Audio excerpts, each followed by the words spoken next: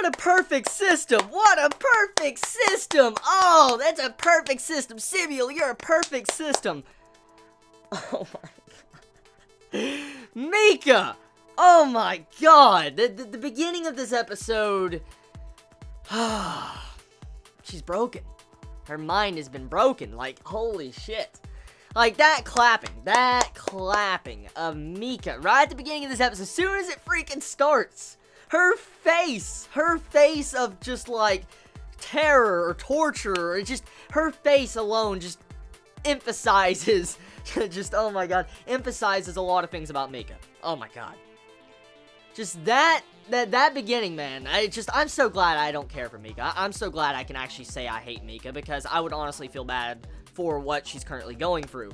Because seeing this, I mean, I understand her situation in this episode. I mean, she doesn't want to technically die. She technically thinks Sibyl's correct for some reason, even though she's seeing killings in front of her. She still has a clear psychopath. She still kind of thinks that Sibyl is in the right for the most part. And it's incredibly hilarious seeing how she's having to deal with this situation in this episode of Psychopaths. Like, oh my god. Like, she could have said something about the grandma to Akane. She could have said something about the grandma, that, you know, the grandma was about to be killed or captured, kidnapped, used by Sibyl, something like that. You know, she could have hinted somehow to Akane about that, but she didn't. So, yeah. Kind of messed up. So anyways, this episode of Psychopath Season 2, Episode 9.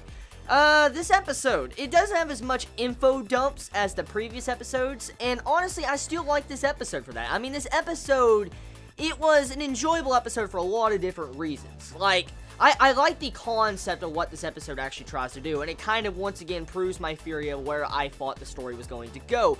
For instance, asymptomatic people. I already talked about, you know, Akane and saying that she most likely is asymptomatic and she might eventually be, you know, put into the Sibyl system because her psychopath never raises or at all. No matter what happens, her, like, psychopath never raises.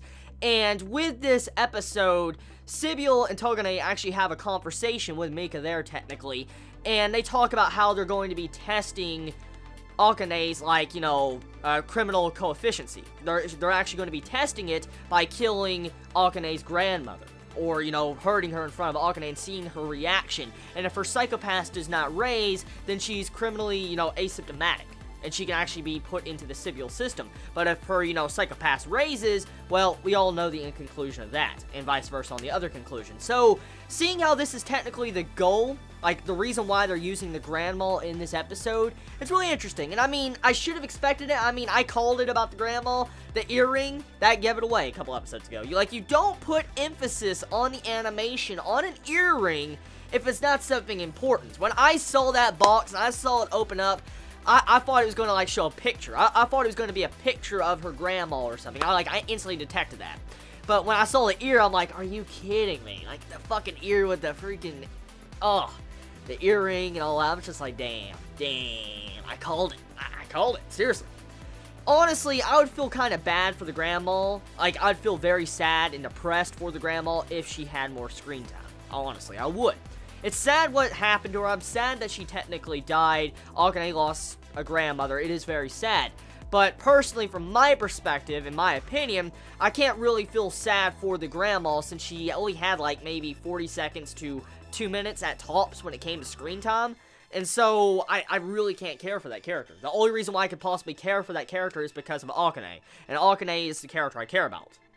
I actually mainly feel sadder for Akane and her situation of what she's going through with her personality and her psychopath levels and stuff like that than the actual grandma. So, it's kind of sad. It really is. I wonder exactly if, you know, Akane is going to be criminally asymptomatic. Because we will find out probably next week. Because, I mean, she's probably going to try to go after Kamui, try to kill him. But I wonder exactly what she's going to do when she finds out that Sibyl and Togane was actually the main masterminds behind this plan.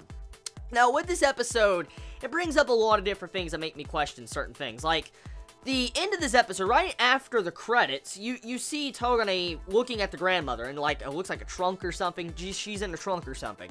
And you see how Togane is looking at her. You see how the ear's been ripped off of the grandma. She has this bandage. The grandma acts like she's been drugged or something, because she didn't even act like, you know, Togane was, you know, a bad person. She didn't even act like she was in pain when her ear got fucking ripped off. So, she was clearly drugged, most likely by Kamui. She was clearly drugged, because we've seen, you know, how Kamui knows how to fool with drugs.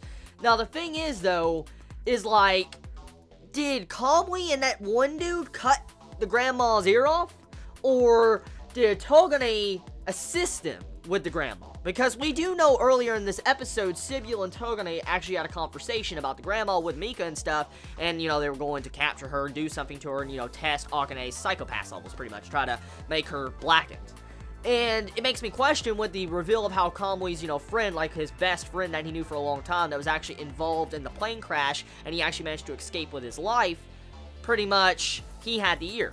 Now, the only way I could see how he could possibly have the ear is if he is working with Togane, or maybe, he captured the grandma first. Maybe Kamui and that dude captured the grandma first before Togane captured the grandma, and maybe it just all lined up in coincidence. Possibility. I mean, we have to wait for next episode for it to get completely explained, but that's my judgment, because either that's the only way it can go. Either Kamui and this one dude capture the grandma, and they cut off her ear, and coincidence that, you know, it's exactly what Togane and Sibule system actually wanted. That it could be a coincidence there, or it could be Togane and Sibule system, like, delivered the ear to them. That, like I said, possibility. So we'll have to see where that goes. Overall, the episode, it's good. It's a good episode. Like the past of Togane, getting to see him smash the freaking dog's face. I'm like, dude, you're fucking brutal, man. He's smashing a dog's face in. That's like some JoJo type shit, man. Smashing a dog's face in. I'm like, oh, dude. So yeah, overall episode, it's decent. Nothing so amazing 10 out of 10 quality, but it's a good episode. So tell me your thoughts in the comments below. How do you feel about Mika and her... How do you feel about that? I mean, do you think she's still worthy of redemption? Do you think she can actually get out of this? Do you think she was just lying and faking that entire ordeal and she might try to help out Akane? Do you feel like she should have, you know, helped out Akane some more to start the entire bit with the kidnapping of the grandma and supposedly the death of the grandma with the ending of this episode? Do you think she should have tried to do a little bit more? Let me know in the comments below. You all have a wonderful day or not, wherever you live. Please be safe. Chibi out.